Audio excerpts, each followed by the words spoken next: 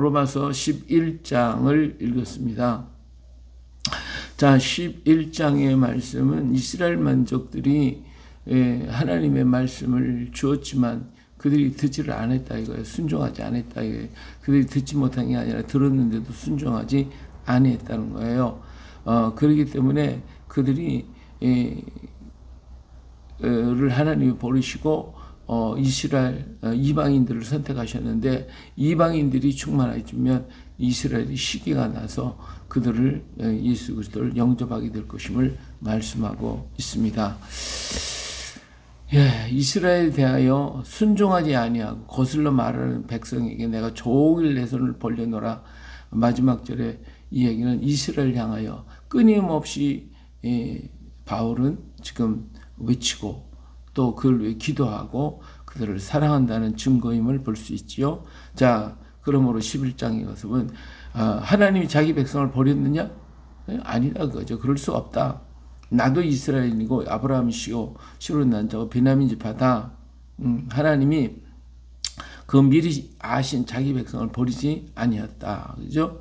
분명히 우리 하나님께서는 이렇게 이방이 이스라엘 민족이 하나님 말씀을 받아들이지 아니하고 옛 율법에 속해 있고 바뀔 줄 모르는 그들 듣기는 들고 말씀이 풍성해도 그들 순종하지도 않고 그랬으니 하나님이 그럼 버렸느냐? 아니다 그거죠. 예, 그래서 엘리야를 이렇게 말하는 것을 알지 못했냐? 이게 엘리야가 하나님 앞에 이렇게 얘기를 했어요. 하나님께 정말 이제 이 백성이 모든 선지자들 다 죽이고 나만 올라 남았습니다. 그래서 그리고 내 목숨까지 찼습니다. 이렇게 얘기를 했더니 하나님께서 뭐라고 했냐면 이 바알에게 무릎 꿇지 않은 자 내가 7천을 남겨뒀다. 자기는 혼자인 줄 알았는데 하나님은 7,000명이나 이 백성들 가운데 남겨놨다는 거예요. 2천은 남은 자가 있다는 것입니다. 그래서 지금도 하나님께서 다 안 믿는 것 같고 받아들이는 것 안 같지만 그러나 그들 속에 남은 자가 있다라는 것입니다. 남은 자가 있다. 엘리야 때도 다 죽이고 혼자 아무도 없고 자기 혼자만 있는 줄 알았는데 혼자가 아니라 남은 자 7,000명이 이스라엘 속에 있었다. 그렇다면 지금도 마찬가지라는 거예요. 다 안 받아들인 것 같지만 그 중에 받아들인 남은 자가 있다라고 하는 것입니다. 만일 은혜로 된 것이면 행위로 말미암지 않음이니 그렇지 않으면 은혜가 은혜되지 못한다. 그랬죠.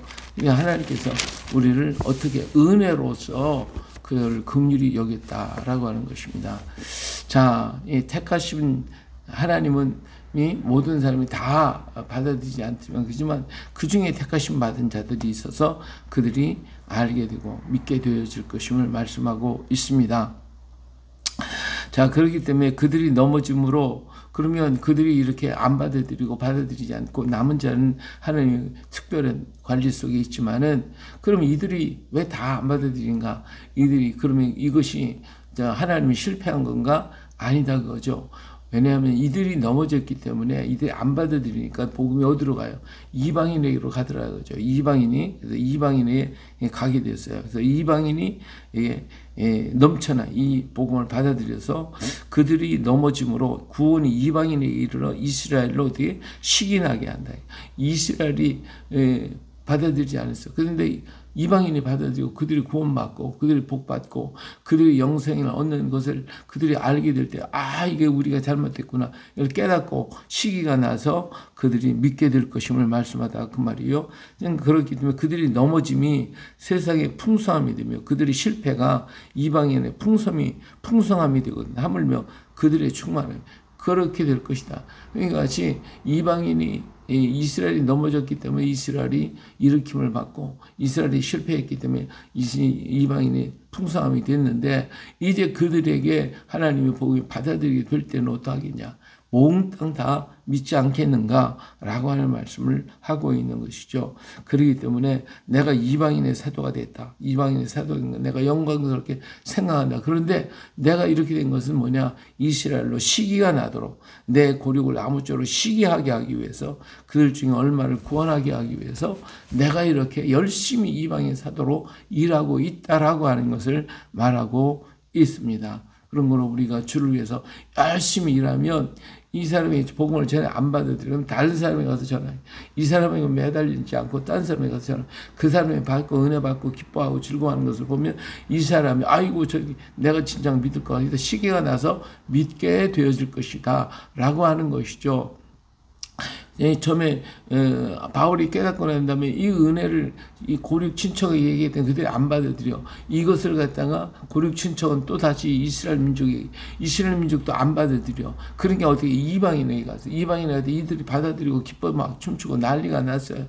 이러한 현상을 보면서 이제는 이 이스라엘이 믿게 될 것이고 시기가 나고 고륙 친척까지도 이렇게 믿게 될 것이라 라고 하는 이런 원리를 지금 바울 사도가 말하고 있는 것입니다.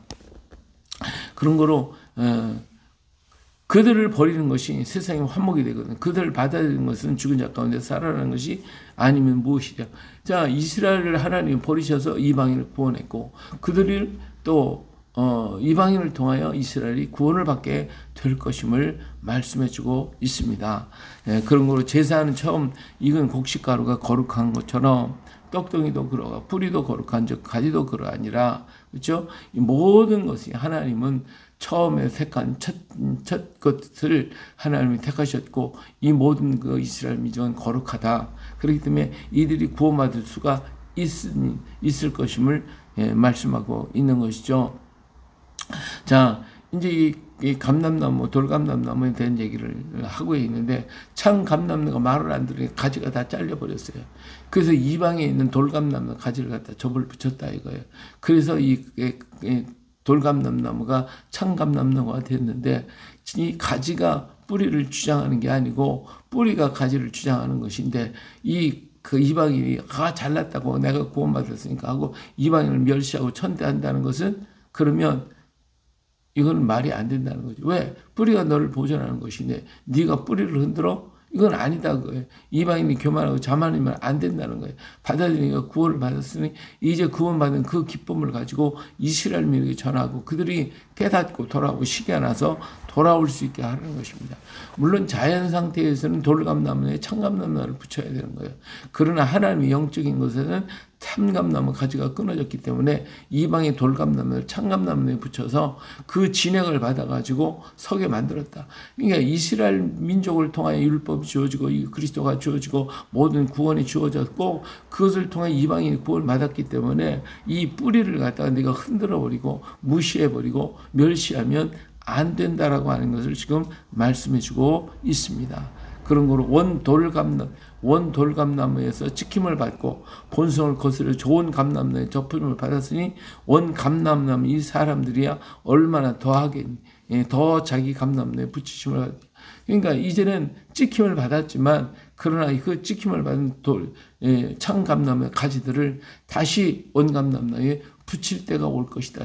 근데 돌감나무는 붙였다가 잘못하면 끊어져요. 죽어버리는 거예요. 이 접을 붙이는 게 그래. 잘 붙이면 제대로 붙지만 잘못 붙이면 끊어져 버리는 거예요. 죽어버린단 말이에요. 그러니까 이방인 너희들은 잘못하면 죽어. 그러나 참감나무를 붙여놓으면 그거는 참감나무 제 거기 때문에 잘 붙는다 이거예요. 그렇기 때문에 그 접붙임이 참감나무에 가지가 참감나무에 붙일 때 그 붙임이 어떠하겠냐? 이들은 더 빨리 받아들이게 되고 다 구원을 받을 수 있게 됐다라고 하는 것이죠. 그런 거로 이방인을 보고 너 자만하지 말고 이스라엘 핍박하지 말고 너는 그 일에 대해서 오히려 이스라엘 위해 기도하고 이스라엘 붙들고 이스라엘 축복하고 이스라엘이 믿도록 너희가 해야 된다라고 하는 것을 지금 강조하고 있는 것입니다. 그런 거로 형제들아 너희가 스스로 지혜 있다 하면서 이 신비를 너희가 모르기를 원하지 아니하노니 이 신비는 이방인의 충만한 수가 들어오기까지 이스라엘이 더러는 우둔하게 되고 그래 온 이스라엘이 구원을 받아. 이제 이방인들이 충만한 수가 찰 때까지 이들이 좀 둔하고 어리석어도 있지만 그러나 때가 되면 충만한 수가 차지고 하나님이 때가 되어지면 이스라엘 민족이 구원을 받게 될 것임을 분명하게 말씀하고 있는 거예요. 이러한 것은 바로 하나님의 은혜로 된 것이다. 이들이 어리석고 미련해서 그들이 잘 행하기 때문에 하나님이 그들을 구원했다고 하면 은혜가 은혜되지 못하지만 저들 미련하고 어리석어서 받아들이지 못했는데 그들을 갖다가 하나님께서 긍휼히 구원의 길을 열어왔다면 이건 은혜가 되는 것이 아니냐 하는 것이죠. 그래서 우리 하나님께서는 이와 같이 그들의 긍휼을 베풀어서 이스라엘을 구원하시게 될 것임을 말씀해 주고 있습니다. 이것이 바로 뭐예요? 하나님의 깊은 지혜다. 깊도다. 하나님의 지혜의 지식이 풍성하며 그의 판단을 헤아리지 못할 것이며 그의 길은 찾지 못할 것이로다. 예, 우리가 하나님의 그 깊은 뜻을 어떻게 알겠습니까? 오늘 우리가 하나님이 하시는 일을 어찌 다 알고 그것을 따라갈 수 있겠습니까? 정말 우리는 알 수가 없어요. 하나님이 하신 일에 그냥 순종할 것이고 주께서 나를 그로 이끌어 가시기를 우리는 구할 것밖에 없습니다. 우리가 때때로 기도하고 하나님 앞에 간구하고 기도하잖아요. 근데 그 기도한 대로 내가 이루어진 것이 과연 얼마나 되냐 이거예요. 내 방법대로 내가 원하는 방법대로 그 기도가 응답되냐, 그렇게 응답된 건 거의 없는 거예요. 하나님의 방법대로 내가 구했더니 그 방법이 아닌 다른 방법대로 문제를 해결해 주시더라 이거예요. 내가 원했던 그 방향이 아니라 다른 방향으로 하나님 그 문제를 풀어가시더라고요. 그걸 내가 어떻게 알아요? 몰라요. 왜? 하나님은 나보다 더 지혜와 지식이 깊고 모든 것을 판단하시고 모든 역사를 이끌어 가시기 때문에 내 방법으로 가면 잘못될 수가 있는 거예요. 그러나 하나님의 방법은 올바르시거든요. 그렇기 때문에 내 방법대로 하는 것이 아니라 나의 기도를 들으시고 너 그 방법이 아니라 내가 이 방법으로 들어줄게 하고 다른 방법으로 나를 이끌어 가시는 거예요. 그것이 하나님의 응답입니다. 근데 내 방법대로 구했는데 안 됐다고 이 방법대로 하나님 길을 열어가니까 실망하고 낙심하면서 왜 이렇게 합니까? 원망하고 불평한다면 하나님의 그 크신 은혜를, 그 긍휼하심을 깨닫지 못하는 어리석은 자가 되는 거예요. 우리는 하나님이 인도하시는 그 일에 감사하고 합력해서 서를 이루실 걸 믿고 기뻐하며 즐거워하며 하나님께 영광을 돌려드려야 하는 것입니다. 이것이 깊도다. 하나님의 지혜의 지식에 풍성하며 그의 판단을 헤아리지 못할 것이며 그의 길은 찾지 못할 것이로다. 바울의 외침, 그 외침이 오늘 우리의 외침이 되어야 할 줄로 믿습니다.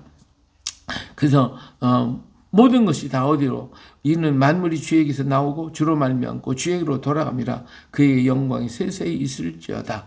예, 이것이 하나님의, 바울이 깨달은 하나님의 역사였습니다. 모든 것이 다 하나님께로부터 왔기 때문에 하나님의 긍휼하신 역사를 통하여 이방인도 구원하고 이스라엘도 구원하시고 하나님의 역사를 이루는, 인간이 어떻게 이 하나님의 깊은 지혜를 알 수가 있겠냐? 나는 모른다. 오직 주님의 말씀에 순종하고 나에게 주어진 그 사명에 충성할 것밖에 없다라고 하는 것이고, 이방인들 보고 그들이 구원받았다고 까불지 마. 너희들 까불면 너들 죽어 하고 얘기하는 거잖아요. 이스라엘을 위해 기도하라. 이스라엘을 사랑하라. 이스라엘 축복하라. 이것이 이 바울의 지금 외침이에요. 간절한 마음의 소원. 왜? 고륙 친척들이 아직 받아들이지 않는 이 안타까움을 보고 지금 외치는 말씀이기도 한 것입니다. 그래, 오늘도 하나님의 깊은 그 지혜 속에 나를 던져야 되지, 내가 하나님의 지혜를 끌어들이려고 하지 말고 주님이 이끄시는 대로 순종하며 나에게 맡긴 그 일에 충성을 다하고 힘을 다하고 뜻을 다하고